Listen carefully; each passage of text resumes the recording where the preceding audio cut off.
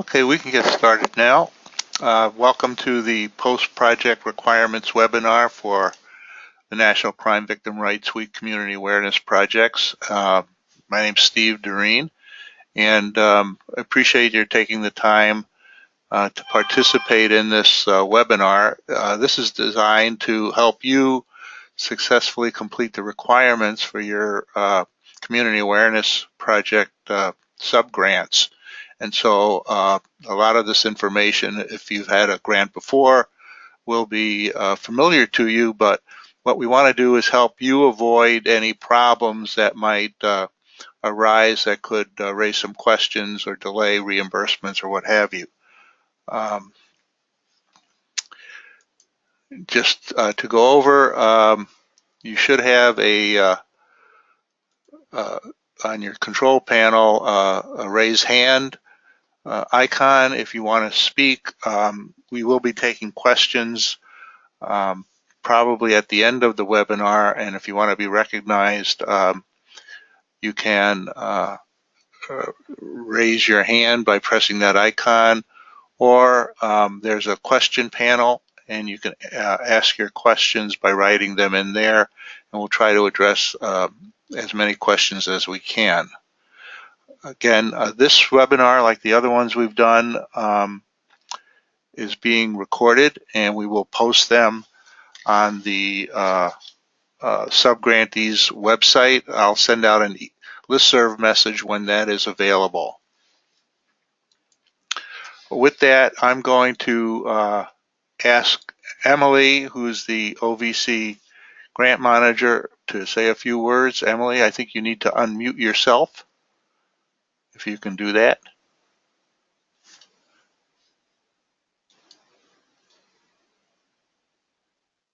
Hi, everyone. I think I'm unmuted now. Sounds good. Thanks, Steve, and good afternoon, everyone. I just have a few announcements. The first one is that the theme posters are in the mail. At least that's what I've been told, and they should be arriving within the week. The other one is that the theme video should be posted sometime next week. We're in the final stages of that right now, so I anticipate getting it online next week, and we'll send out another announcement when that is available. So if you're signed up for the NCVRW mailing list, you should be notified about it. I also want to thank everyone for their patience this year with the delays we've experienced releasing all the materials. They've been unexpected, but I want everyone to know that I'm doing what I can to hopefully avoid a similar situation in 2020. So stay tuned for that. Oh, and if anyone's interested in attending the award ceremony in DC on April 12th, registration for that is now open, and you can find out more by visiting www.ovc.gov/NCVRW and navigating to the awards and events section. That's all I have. Thanks, Emily. And with that, I'm going to introduce Kathy. Kathy Buckley is the project director, who I think most of you or all of you have probably been in touch with.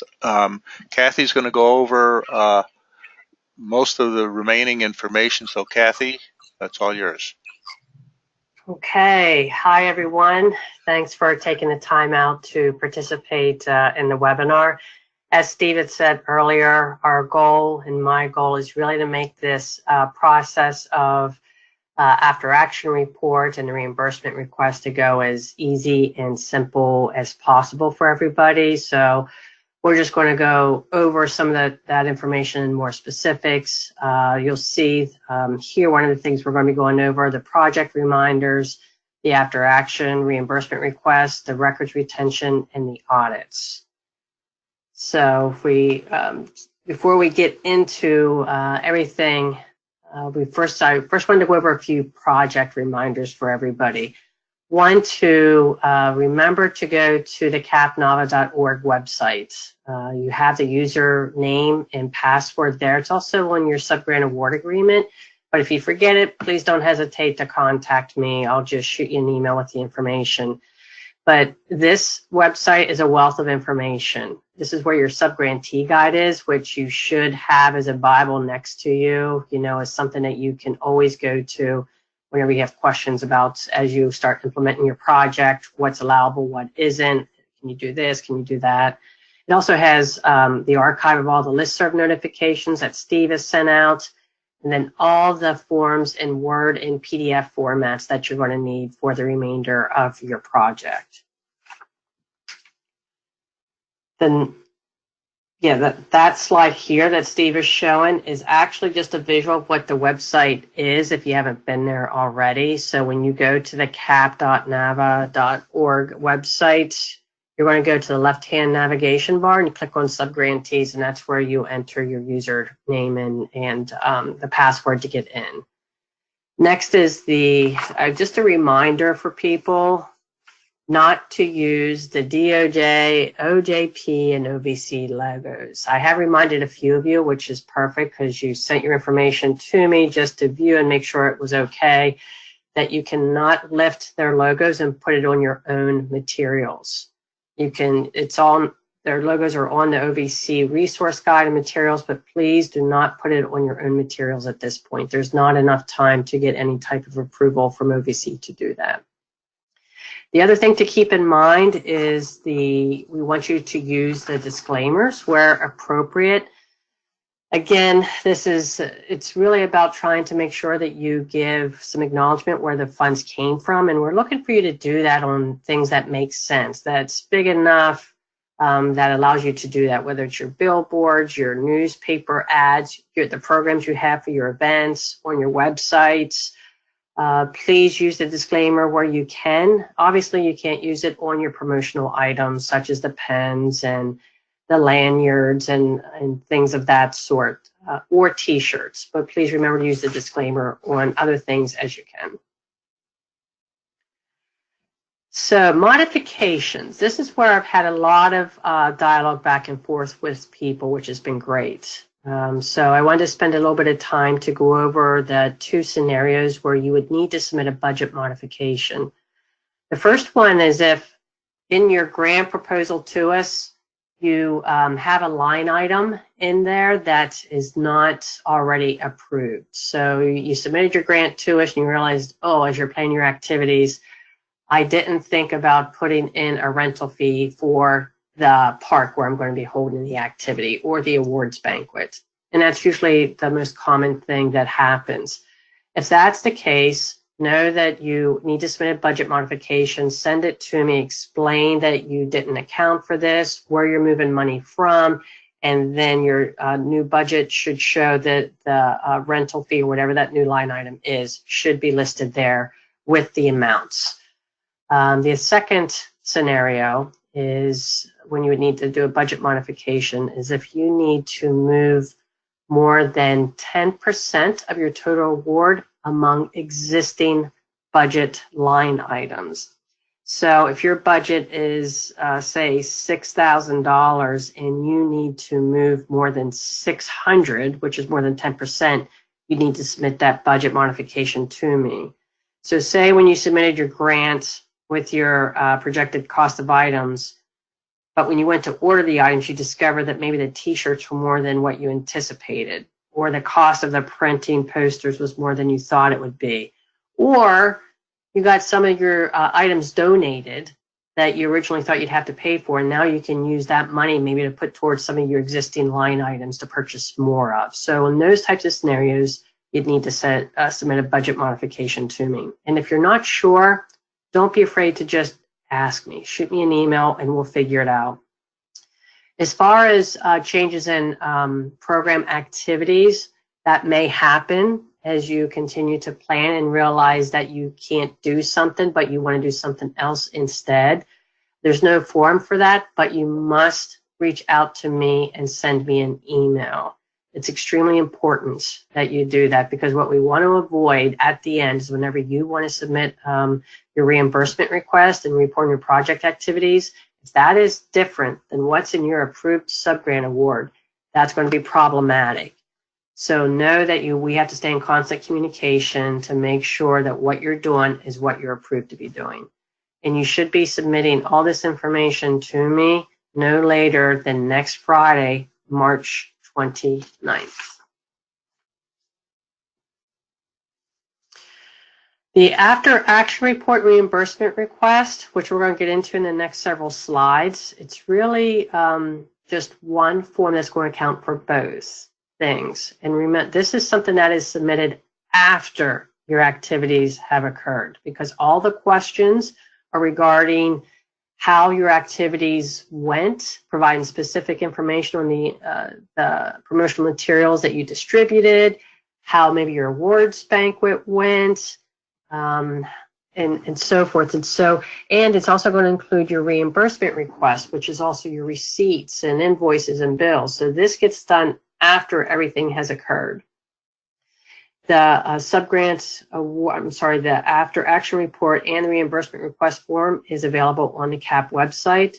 You'll see that Steve also has made 4 particular things available for you to download at the conclusion of this webinar. That includes the after action report. When you submit the after action report, you're going to need to attach a copy of your budget modification if you submitted one and it was approved by me. This is something that you would need to be submitted by Friday, June 28th. So we're giving you really a good amount of time for you to write everything up and wait for all of your bills and invoices to come in to then submit. Make sure that your entire form and all your information that you receive is complete so you can submit it to us. And whenever you do submit your after action report and I get a chance to review it, I will send you an email letting you know it's been approved. And within a few days after that, you should receive reimbursement for everything. So in addition to attaching your budget modification to your after action report, you also will need to submit documentation supporting all of your expenses that are $300 or more. The type of documentation that you can submit to support this includes things as bills, checks, receipts, invoices. Remember that although you only have to submit those documentation for expenses that are above $300, you still must maintain and retain all receipts of expenses that you incurred through this grant project and keep it on file for 3 years. So I'm going to keep reiterating that throughout this webinar. So now we're going to spend some time going through the actual after action report. The first section, straightforward, is your subgrantee agency. It really should match the name that's on the subgrant award agreement. And then I'm also going to want you to include the name of the person completing the report, because oftentimes this is different than the contact name that's on your subgrant award agreement in your grant application. I want this information and their contact info just in case I need to follow up to ask more specific information about something that was put into the report. As far as the special instructions, we know that sometimes there could be scenarios when the check for reimbursement needs to be mailed to a different entity, such as a fiscal agent or a county treasurer. So if that's the case, we want you to include that type of information and the address in this particular section here.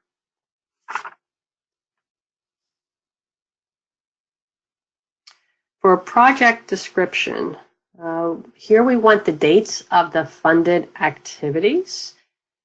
And we don't want you to include any of the times that you may have met and planned for the activities. This is actually the date of your actual National Crime Victims' Rights Week project activities that should go in here.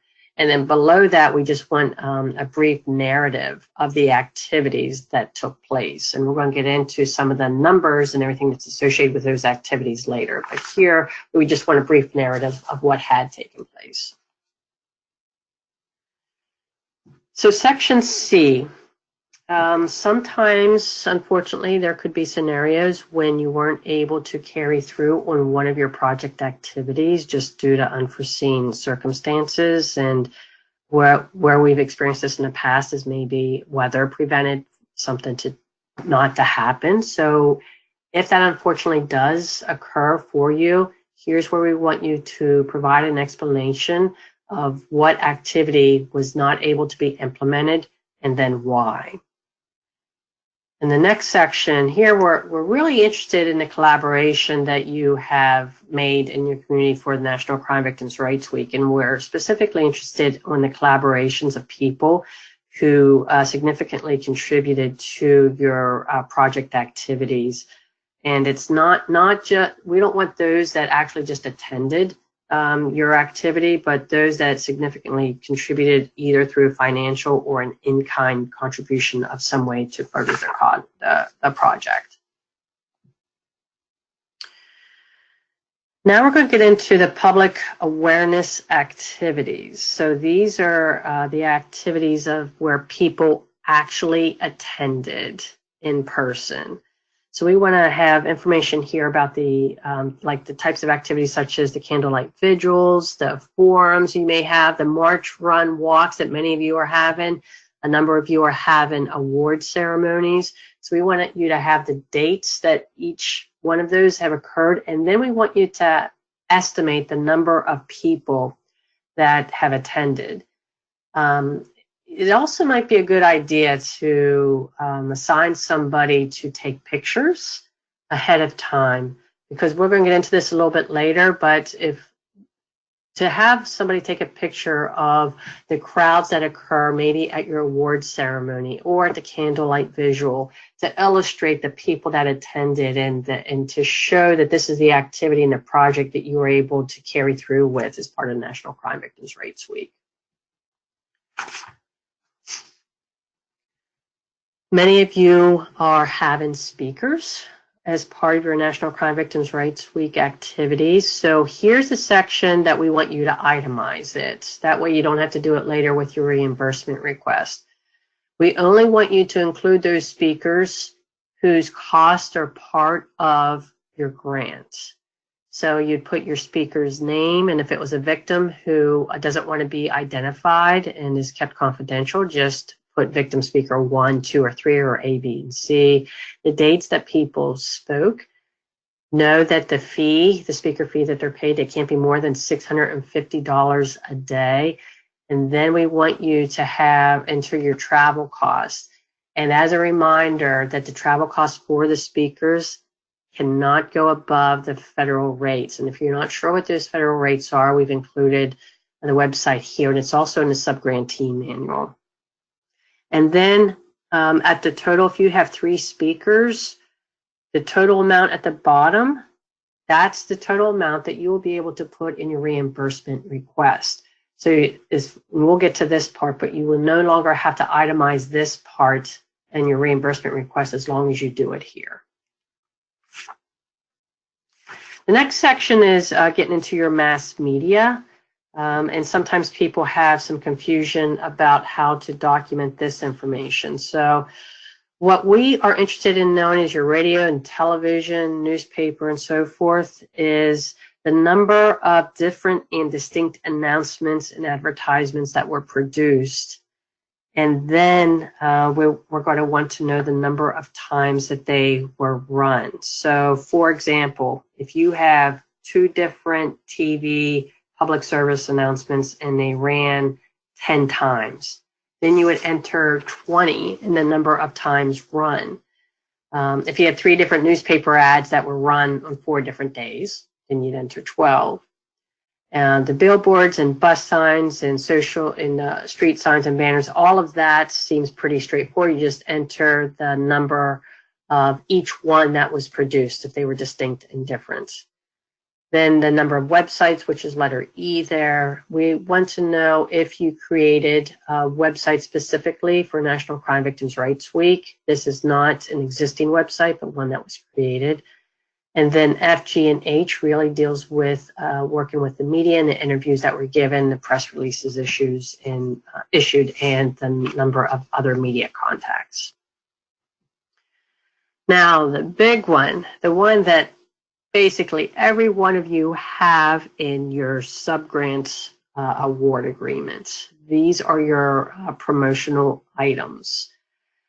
So what we need and what I need you to do here is identify those that you have purchased as part of your subgrants, enter the number that were produced and ordered, and then enter the number that were distributed. But keep in mind that the number distributed can't be more than the number produced, because you can't give out more than what you received. But sometimes people make some entry errors there, get those numbers transposed. So just double check that piece as you enter it. The other thing to keep in mind is there should not be a big discrepancy between these two numbers, because this was not an opportunity for people to kind of restock your yearly supply of materials for your agency. What we want to see is what you ordered was given out during and around National Crime Victims' Rights Week to really increase that awareness, obviously, about victims' rights and services available. Here's where you get to talk about the social media that you used, and this is something that obviously is of great interest to us in OVC, and this is social media that you paid for and didn't pay for that you used to promote National Crime Victims' Rights Week in your activities. So you can provide a brief information explanation here. That would be extremely helpful. And then any other activities or materials that were used that you didn't get a chance to explain or articulate in any previous section. So now we're going to get into the actual reimbursement section. So this is where you're going to be requesting reimbursement for the cost that you incurred through your grant. So this actually should mirror what's in your budget or your budget modification. It should enumerate every expense that you have. And remember, attach a copy of your approved budget modification if you did submit one. If possible, it'd be great if you could list everything in the order that was in your budget, but it's okay if you don't. It just makes things quicker to review. Remember your speaker cost, you don't have to list every single speaker here. You did that in the previous section. Here you just put your speaker cost and then your total amount. When you list your promotional items in here, please remember, don't combine them all together. So if you purchased magnets and lanyards, list them separately. Do not combine them, because if they're combined, I'm going to have to send the report back to you and ask you to break it down so I can understand and see what you purchased and how that matches up with what you've submitted with your receipts and reimbursements. And also the other important thing here, with your indirect cost rate, some of you have used or will be using an indirect cost rate. This rate is the same that's within your subgrant award agreement. So if your budget that you submitted was $6,000, that means in your indirect cost rate, I'm sorry, your grant award was $5,000 and your indirect cost rate was 10%. That means your indirect cost rate was $500, and so your total grant award was $5,500. So say you only spent $4,500 of your $5,000 award. You cannot add the $500 on from your original subgrant award agreement, because that was based off the $5,000. You need to recalculate your indirect cost rate of 10% onto the $4,500 of what you actually spent. And in this case, it would be $450. So again, pay attention to your indirect cost rate and calculate that based on your total direct cost that you spent as part of your project activities. And then we want you to, provide an explanation of your expenses and how you used these particular items as part of your project activities for the week. So we're going to go over just a few minutes about, just reiterate the allowable and unallowable items in your budget. Again, no food or beverages are allowed to be supported with these funds. If they are part of one of your activities, please make sure you display a notice who provided those and that they were not supported with Department of Justice funds. Reminder that space and AV Costs cannot exceed more than $25 per person per day. So if your cost was $500, you must have at least 20 people that attended that event. For your space and venue areas, remember that you need to obtain competitive bids for that. It doesn't have to be formal, but you must obtain at least 3 bids to satisfy that requirement, and this can be done through emails. Remember that you need to keep all of this documentation that you did pursue that type of competitive bid for the space and venue as part of your records, because if we need to request that, you're going to need to submit it. And again, all your promotional items must contain the relevant National Crime Victims' Rights Week theme, color, and logo, and they may not exceed more than $20 per unit, which also includes the shipping and setup. So those items that aren't allowable, I want to spend a little bit of time again on this, as some things have come up over the past few weeks on this. Remember, no cash prizes or awards, including gift cards. The only time gift cards are allowable is if they're given in lieu of and provided as an honorarium. Recognition awards, certificates, and plaques cannot exceed more than $50 each. Again, we can't pay for entertainment or agency staff time as it relates to the National Crime Victims' Rights Week activities, no lobbying, and fundraising in particular. I want to spend a little bit more time on, and I need to reiterate a few things on this.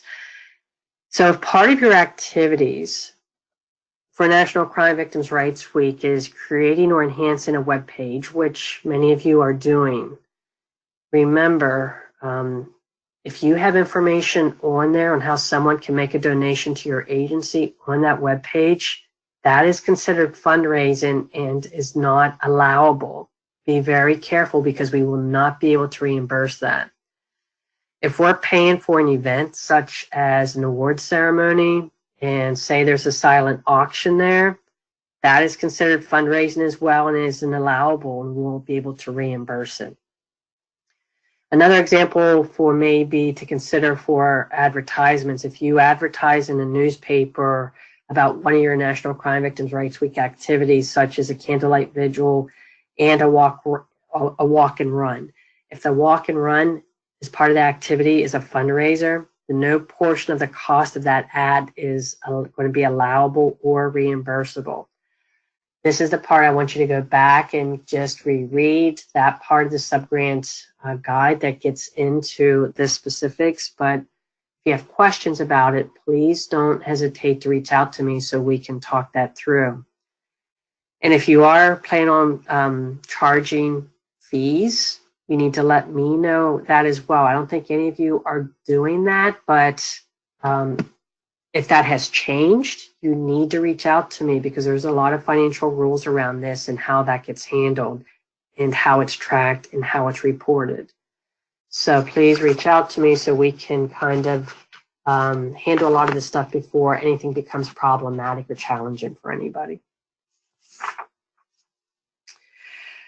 So as we get towards the end of the after action report, one of the things that we need from you is help to illustrate that you were able to carry through on all your National Crime Victims' Rights Week activities. Because obviously we can't get to all of you to monitor, even though I would like to travel across the United States. It's not going to be feasible for me to do so. So in order to address that, what we're asking is for people to provide some type of documentation about each one of your activities that you had identified in your subgrant. So, and this can be done through things as photos that I mentioned earlier. You can do this through press releases. You can do it through newspaper articles. You can take pictures of the websites that you had created. It's really about trying to illustrate to everybody that, hey, you were successful, you were able to do all of this, and we don't need you to go overboard with it. We don't need 100 photos of things. It's really just give us some snapshots about that relates to each one of your activities that you can send to us. We just to reiterate, we don't need any of your promotional items. You know, we don't need any T-shirts or your pens or your magnets or anything like that. Just documentation that, and it could be that you have documentation showing that you're handing out each one of those types of promotional materials. If you can actually submit this documentation as part of your after action report, that's an attachment, that'd be great. If not, you need to submit it separately through the mail. That's okay. We'll get into how that works here shortly. And then the last section, almost last section of the after action report is really about feedback for us in OVC about this year's National Crime Victims' Rights Week. Its theme, color, and logo, the materials you're able to use and take advantage of in the resource guide, whether you were able to use and how you use the theme video that should be released next week, and then how we can improve the program, because we take this information to heart and try to make the improvements and enhancements based on what everybody has to say. So please take the time to add some information there. It's very helpful for us. And then the last section is the certification. Here, we do need your signature, believe it or not. Sometimes people forget this, but we need you to certify that what you have submitted is true, accurate, and complete. So again, I need to reiterate, wait until you have all your information before you submit this after action report. All of your invoices, receipts, pictures, etc. Have everything before you actually submit this report and certification. And you can do this through signing and scanning or your electronic signature, as you're familiar with that you did with your subgrant award agreement in your application. And you can submit everything through 3 different ways. You can email it to the cap@nava.org email that many of you are familiar with. You can fax it, or you can mail it. And so if some of you are going to be able to, many of you can usually email your after action report, but maybe you can't attach all of your photos because it's just too much and you're going to be submitting that through mail. We're just going to make note of that to us, so in your email to us, so we know what to expect and we don't have to do additional outreach to you. So records retention, I mentioned this earlier. Please keep all documentation and all records for 3 years. Just as a reminder, we get audited too, so if we need to request any of the information from you, we want you to be able to provide it. So please keep the information for at least 3 years. And this is going to include the documentation I talked about your competitive bidding for your space and venue cost. And again, all your receipts and invoices, even for that, those amounts that are less than $300. And then the last piece here that we really wanted to go over was the audit requirement. Many of you get other federal funds, and as you know, there is a requirement that if you receive more than $750,000, you have to have an audit. Some of you always have audits, so your auditors and accountants will want to know the receipt of the federal funds, and so they're going to ask you for this catalog number that you see before you, the 16.582. It's the grant number that it's associated with. Most of you will need this number for your own personal agency audits anyway, so it's here and it's also in the subgrantee guide. And again, if you need to contact me for any of your administrative aspects of things with your budget, please don't hesitate. I try to be very responsive to people and get back to you in a timely manner. So please don't hesitate to reach out. And you know, many of you have also reached out to NCVRW regarding technical assistance about the implementation of your project activities. Please continue to reach out to her as well. Okay, thanks, Kathy. And one thing we skipped over, we have some time to do. We can do it now. So we have a couple of poll questions to ask you. That's right, I forgot. Yeah. So if you don't mind, please respond. The first question is, the Community Awareness Project should be implemented anytime this year, during to or close to NCVRW, at least once a month, permanently, or whenever I get around to it. That shouldn't be too difficult. We've got people answering, and we'll close the poll in just a few seconds.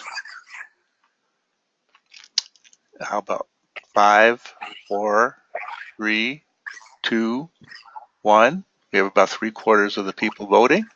We'll close the poll, and the answer is, oh, somebody thinks it was any time of this year. Nope, it's during or close to Crime Victim Rights Week. So most of you got it right. Our next question. Which of the following was a useful source of information for you? And you can check as many of these as you think were helpful. The subgrantee guide, the resource guide, the after action reimbursement request, CAP tips, or the listserv. We're getting some good answers here. About half of you have voted. That's gone up.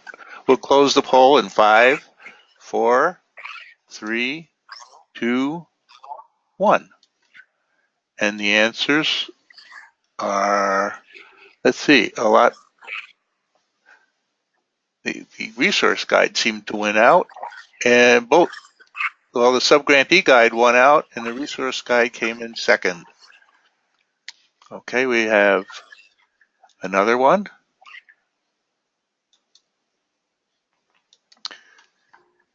A speaker at a Community Awareness Project event may be paid $650 total, $650 per day, $650 per day plus donated amounts, $650 a day plus allowable travel expenses, and allowable travel expenses only.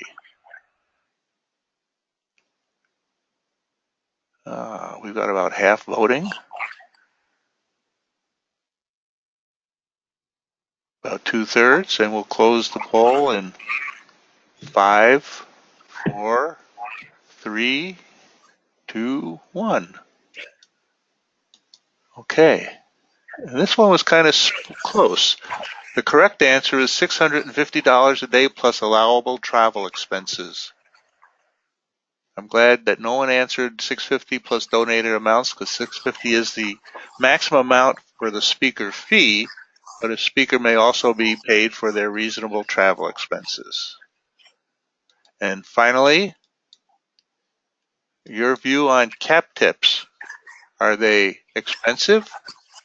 Bulletins to help plan and implement projects? Wonderful, not very helpful, included in the resource guide.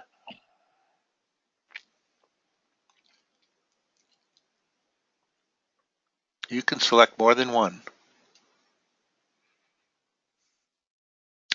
We got about half voting. And we'll close it in 5, 4, 3, 2, 1. And the answer? Well, almost everybody got the bulletins correct, and many of you thought they were wonderful. So thank you for that.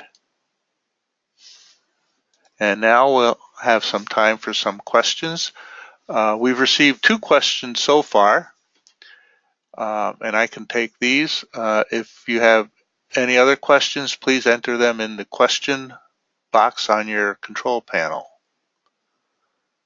The first question is, if we are partnering with the U.S. Attorney's Office on an event, would we need prior approval to use that logo?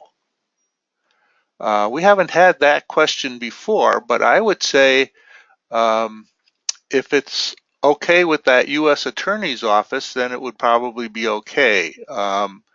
As long as they authorize the use of their own logo. I think each U.S. Attorney has their own unique district logo, so that would be up to them. The next question.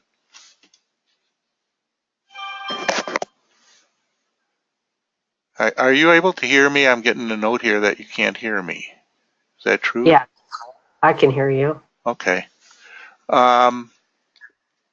So to repeat that answer, that question, as far as using a U.S. Attorney's Office, if it's okay with them, then I think it would be okay for the project.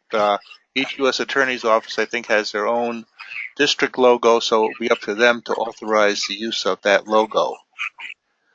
The next question has to do with T-shirt design. It says the T-shirt has the entire theme poster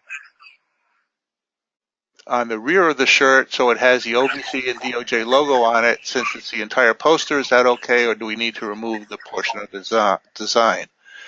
If you're using the theme poster, then it's been authorized, and you don't need to make any changes. Anything that has been issued by OVC, if they contain the OVC and DOJ logos, then it's perfectly okay to use it as they've made it available. Next question, what specifically should the disclaimer for my newspaper ads? Kathy went over that. There is a disclaimer which we encourage you to use. It is in the subgrantee guide. It is also posted on the subgrantee website. And let me see if I can get back here real quick, because I know we had it on the slide here. There you go. Just missed it. And I just went through it. There it is. So you could check it out in the subgrantee guide, or go online to the subgrantee only website. Again, this is not a requirement, but we do strongly encourage you to use it where it's appropriate. And those are the only questions that have been submitted so far. If there are any others, please write them in, or not. If not, then thank you very much for your time. And again, if you have any questions regarding any administrative or management issues, you can email Kathy. And getting back to her contact information, which I've lost. There we go. Kathy at navaa.org. Or if you need some technical assistance, Ann Seymour is available, and you have her contact information. This also is available on the subgrantee's website. So with that, we have recorded this, and we will be posting this. I'll send out a listserv message when it's available. We have one more question just came in. We have invited some of our community partners to participate in the mass media event with us. Do you need us to state what their handouts will be? No, we're only interested in things that are being funded with Community Awareness Project funds, with the federal funds. So you don't need to include that either as a description or for the statistical information. Only what, and in fact, that's true for the entire after action report. We're only interested in the things that are being paid for with these subgrant funds. So with that, thank you again. Hope you have a pleasant afternoon, and good luck with your projects. Thank you.